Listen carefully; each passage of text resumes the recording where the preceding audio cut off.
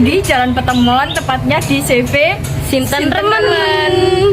Kita di sini akan mewawancarai pemilik cateringnya. Kita terus yuk. Ayo, Let's go. Assalamualaikum warahmatullahi wabarakatuh. Di sini saya Afro Zulaika sebagai perwakilan dari kelompok 6. Di sini saya bersama dengan Ibu Tatin sebagai pemilik CV Sinten Remen. Di sini saya akan mewawancarai seputar perusahaan Sinten Remen untuk memenuhi tugas kewirausahaan. Baik, langsung saja mulai ke pertanyaan yang pertama. Pertanyaan yang pertama kepada Ibu Tatin, dimulai dari kapan ini catering ini berlangsung? Pastinya kurang tahu ya dimulai dari kapan, karena saya sebagai penerus saja usaha keluarga, jadi kurang pastinya pendirinya didirikan kapan itu kurang tahu. Tapi sejak mengerjakan sejak saya tuh lansia itu sejak tahun 2012 ya. Boleh tahu untuk memilih catering ini alasannya apa ya? Karena ini usaha yang udah turun temurun gitu kan, terus banyak orang yang terlibat di sini, jadi nggak usah milih, jadi wis penentuan gitu loh. Iya, sudah ditentukan ya. Sudah ditentukan, jadi nggak ada pilihan lain ya.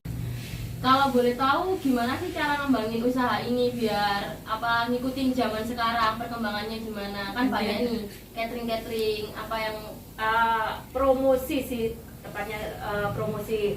Kita juga punya website, tapi nggak tahu websitenya masih aktif atau enggak gitu. Terus kita juga melayani lansia. Dengan melayani lansia itu kita sendirinya promosi yang dari mulut ke mulut, dari mulut ke mulut, tetangga atau apapun itu yang di sini ada catering, di situ gini udah pernah kita layani dari mulut ke mulut, terus kita sebar brosur juga. Oh gitu ya, jadi ikut program gitu ya? Ikut program pemerintah yang diadakan di Kota Madya Surabaya, namanya Lansia, Permakanan Lansia dan Terlantar, yang diselenggarakan oleh Dinas Sosial. Jadi dalam pandemi ini ya Teh ya, kan biasanya pandemi ini kan orang hajatan jadinya jarang, terus kayak acara-acara itu jarang. Gimana Tante ini bisa survive? Iya, survive-nya gimana? Kita pertama kali kalau pandemi ini kita laksanakan sesuai prosedur agar di tengah jalan nggak di cancel sama kepolisian setempat, bahwa kita harus yang punya hajat kita sodorkan untuk ada panitia COVID, pengawas COVID dari Kota Madya Surabaya. Kalau gitu, dan harus dengan izin Polres setempat. Oh gitu. Ramean harus izin Polres setempat, itu nggak akan dibubarkan. Kalau kita tanpa izin, walaupun siapapun, apapun dia di rumah atau apa RT, RW atau pemuka kampung atau pasti akan dibubarkan. Soalnya program pemerintah kan itu. Oh iya. Jadi harus menyewa satgas COVID dan izin polsek setempat. Kalau selama pandemi ini pernah nggak sih tuh kayak tiba-tiba dibubarin, pernah cancel gitu? Pernah 2 kali kita dibubarin di pertemuan kuburan itu. Karena kita sudah kita sodorkan kalau harus ada satgas COVID, tapi beliaunya yang punya hajat kurang keberatan karena harus menyediakan budget lebih kan, untuk satgas COVID kurang lebih 5 juta. Beliau nggak mau, PDAE nggak akan dibubarin, akhirnya dibubarin. 2 kali dibubarin. Terus satu kali lagi itu akhirnya diganti dengan nasi kotak. Diganti dengan nasi kotak karena berkerumun. Terus yang kedua itu tukang ayam ikut-ikut dicedokno, diambilin, terus tadi kita mengantri. Berarti ini selama pandemik ini sering mengalami kerugian ya? Oh iya, sering mengalami kerugian karena sudah fit kan, kita tendor yang kita sewa atau apa terpaksa batal, uang muka kan hilang. Target dari catering ini sendiri ada nggak sih target khususnya gitu kan? Target sih nggak ada ya, cuma target untuk nggak ada. Ini sebenarnya catering itu catering sekarang itu selingan daripada lansia, yang setiap hari itu lansia nih. Iya, programnya. Soalnya itu kan benar-benar kita benar-benar kita tanggung jawab, kita benar-benar kita tanda tangan proposal, FPWP kita ditahan, itu baru kita bayar pajak per bulan, itu dari lansia. Dari lansia tadi. Dari lansia. Kalau kalau dari segi konsumen, Kenapa sih konsumen harus milih catering ini daripada catering lain? Kelebihannya apa gitu? Kita ini murah, bro ya. Wis kuat wis anu kita paling murah. Kita paling murah karena apa? Kita alat-alat sendiri, kita nggak nyewa. Alat-alat sendiri. Jadi apa biasanya kan setengah hari wis dibongkar, setengah hari di jano gitu kan. Jadi biarin karena kita alat-alat sendiri itu yang anu kan kita lebih murah daripada yang lain. Program sendiri selain kayak catering atau lansia yang tadi ada program yang lain nggak ada? Itu karena Jumat Barokah itu bukan sekedar bukan termasuk program catering atau lansia, itu Jumat Barokah karena kita Muslim itu yang mendasari karena Muslim, saya haji, ibu saya haji, orang tua saya itu jadi jadi kan Muslim naik Jumat itu kan lebih katanya gitu. Jadi Jumat Barokah itu sudah lama ke 2000 berapa ya 2008an gitu wisan jadi itu bukan program itu soalnya itu nggak mendatangkan apa-apa, nggak mendatangkan offset juga tidak dari apa-apa cuma kayak amal gitu aja ya selingan lain selingan aja. Jadi bukan program itu cuma selingan selaku kita Muslim gitu aja. Kalau dari segi modalnya sendiri tuh modal ya kita alat-alat catering itu seperti pemanas, piring, sendok apa dan lain-lain itu ya itu modalnya. Kalau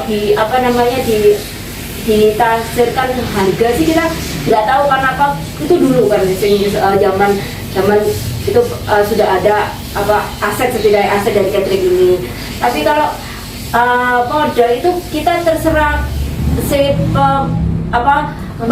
konsumen peminat jasa kita. Jadi budgetnya berapa kita kerjakan, Oh jadi menyesuaikan budget dari konsumennya berapa untuk lansia. Kalau untuk untuk catering, sedangkan untuk lansia per bulan kita dapat dari Pemkot itu 38 juta.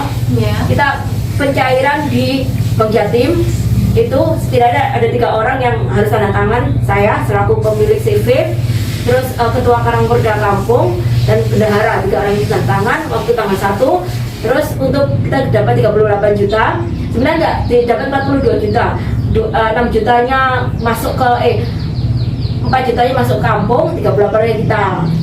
Sebagai modalnya. Sebagai modal untuk 123 kota. 123 kota. 123 kota. Pernah nggak sih Kak semasa-masa kadang omsetnya itu naik, kadang turun, terus untuk netapin harganya itu? Kalau omset naik itu biasanya bulan-bulan ini. Bulan-bulan Lebaran Haji. Karena Lebaran Haji itu kan banyak yang hire ke kita untuk catering atau apa gitu. Kalau omsetnya turun itu bulan Suro atau Muharram kalau itu Islam dan Muharram Islam, karena kalau orang Jawa kan biasanya dilarang untuk hajatan, dilarang untuk itu bulan Muharram. Kalau Lebaran Haji Idul Adha ini biasanya omsetnya naik. Gitu. Kalau buat modalnya pernah nggak naik turun, jadi netapin harganya nggak bisa sampai sesuai gitu? Enggak, itu kalau modalnya itu kita kan barang mati. Modalnya itu kita bukan jualan, bukan seperti orang yang jualan di pasar gitu, tapi kita modalnya itu benda mati, misalnya piring atau apa nggak pernah naik ya segitu harganya. Kalau buat bahan bakunya gitu? Bahan bakunya naik mesti. Jadi kalau misalnya bahan bakunya naik tapi orangnya pesennya lebih, itu kan kita bisa selang-selingin. Bahan bakunya naik, orangnya pesen lebih. Jadi kita di sini nggak sedia atau nggak melayan di bawah 50 orang itu nggak layani. Pasti di atas 50. Pasti di atas 50. Soalnya kita juga paginya kan kita lansia juga. Kalau strateginya sendiri untuk tetap bisa menjalani ini di era pandemi seperti ini, strateginya itu harga dan kualitas. Tapi yang terpenting tuh karena kita di sini ya market Indonesia, Jawa, Surabaya itu kan penting murah. Jadi nggak penting misalnya barang yang bagus tapi mahal itu 1.100 sih cari. Penting barangnya mesti murah. Sekarang carinya pasti yang murah. Jadi strateginya itu jangan sampai naik. Jangan sampai dinaikkan. Jadi 30 per piring ya isi 30 per piring terus gitu. Berarti nggak tahu potongannya lebih dikecil-kecilkan, disiasati sendiri gitu ya. Potong-potongannya ayamnya lebih dikecil-kecilkan, atau misalnya berasnya, merek-merek beras kan lain-lain. Iya. Pin-pin, kelapa, apa, kalau pin lebih mahal ya kita cari yang kelapa tapi masih enak. Kualitasnya masih bagus. Kualitasnya masih bagus. Berarti lebih ke siasatnya biar tetap mempertahankan itu tadi. Kalau seumpama dalam satu event biasanya dapat laba bersihnya berapa itu? Laba bersih. Kalau catering itu ya kita bisa, kalau Akiko catering itu 1 jutaan Bersih gitu ya? bersih itu. Belum dihitung kan soalnya apa banyak itu apa namanya banyak sing di apa ya Pak namanya misalnya pramusaji yang masak Oh catering iya. itu. Nah kalau lansia itu lebih banyak labanya sekitar 5 jutaan itu kita ke di lansia. Soalnya lansia kan cuma masak, nganterin pun dari Pemkot, kita nggak usah bayar mereka kurirnya, Cuma jasa masaknya jasa aja. masak aja sama sedia tepak gitu. Oh, gitu. Kita ada temperamen karena tepak ayah sing hilang itu toh. Gitu ya. Like kalau catering kan ono sing masak, ada pramusaji lah seperti itu, ada Iya. supire, ono sing Iya. noto, ada redone, ada apa-apa lebih rumit, lebih banyak anu nih pengeluaran nih. Jadinya laba bersihnya cuma dikit. Lansia itu kita di situ kita apa namanya iso apa jenenge kita bisa olah itu dari lansia itu. Karena lansia itu yang masak cuma 6. Yang masak cuma 6 tiap hari, terus kurir toko Pemkot itu kurir sendiri dari Pemkot. Itu dibayari, ditransfer dari Pemkot sendiri. Kita cuma masak. Oh, cuma jasa masaknya. Cuma jasa masak sama ngirim. Kita kurirnya kita suruh ngirim di tempat. Pokoknya jam 8:30, 9.